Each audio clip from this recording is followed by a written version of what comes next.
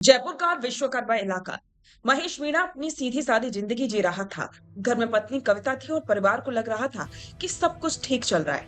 लेकिन महेश इस बात से बिल्कुल अनजान था कि जिस छत के नीचे वो सुकून की सांस ले रहा है, वही उसकी मौत का ताना बाना बुना जा रहा है। कविता की जिंदगी में एक तीसरा शख्स दाखिल हो चुका था, गणेश। शादीशुदा जिंदगी के समानांतर चल रहा ये नाजायज रिश्ता धीरे धीरे इतना गहरा और जहरीला हो गया कि दोनों के रास्ते में महेश सबसे बड़ा कांटा बन गया। जब प्यार, जुनून और हवस की हदें पार कर जाए तो रिश्तों की मर्यादा राख बन जाती। कविता और गणेश ने मिलकर के महेश को हमेशा के लिए रास्ते से हटाने का एक खौफनाक प्लान तैयार किया। और फिर एक दिन महेश की संदिग्ध हालत में मौत की खबर सामने आती है। शुरुआत में से स्वाभाविक या हादसे का रंग देने की कोशिश की गई, लेकिन महेश के घर वालों की आंखों के शक का पर्दा कभी नहीं हटा। बहन और मां के दिल को ये बात गवार नहीं हुई कि महेश यूं अचानक से दुनिया को छोड़कर जा सकता है। परिवार के लगातार विरोध और शक जताने के बाद जब पुलिस ने इलाके के सीसीटीवी फुटेज खंगालने शुरू किए तो साजिश की एक परत खुलने लगी। कैमरों के फुटेज ने ये सच उजागर कर दिया कि जिसे कविता और महेश हमेशा के लिए दफन समझ रहे थे। महेश की मौत के वक्त और उससे पहले की संदिग्ध हलचलें, गणेश की मौजूदगी और दोनों के बीच के राजफाश ने पुलिस को हत्या की थ्योरी पर मोहर लगाने पर मजबूर किया। पुलिस ने तुरंत एक्शन लेते हुए पत्नी कविता और उसकी कथित प्रेमी गणेश को सलाखों के पीछे खींच लिया। कानूनी तौर पर केस सुलझता दिख रहा था, लेकिन असली तूफान तो गिरफ्तारी के बाद आया।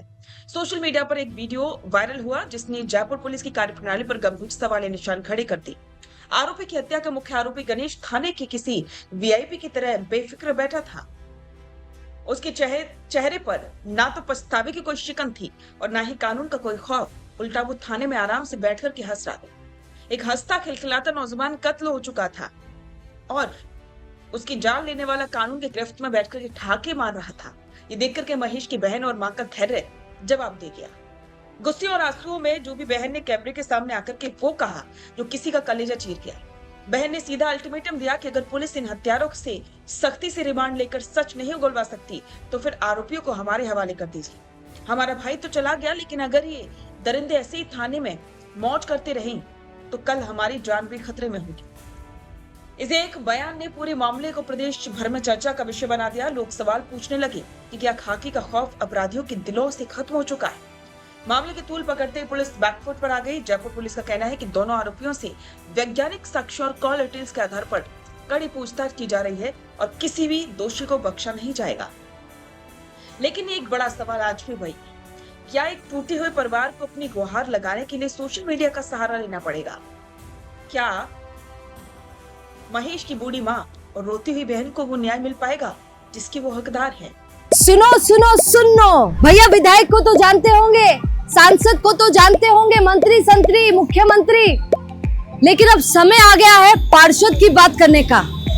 अब समय आ गया है मेयर चेयरमैन की बात करने का। द फैक्ट इंडिया आप लोगों के लिए एक शो लेकर आ रहा है, वार्ड की सरकार, जिसमें हम वार्ड पर चर्चा करेंगे और वार्ड का जो उम्मीदवार है उससे पॉडकास्ट करेंगे, उससे बातचीत में आपको बताएंगे कि उसका विजन क्या है, वो जीतने लायक है कि नहीं है। तो आप भी अगर उम्मीदवारी के लिए खड़े हो रहे हैं और अपनी बात रखना चाहते हैं, अपना विजन बताना चाहते हैं, तो द फैक्ट इंडिया पर आपको इनवाइट किया जाता है इंटरव्यू के लिए।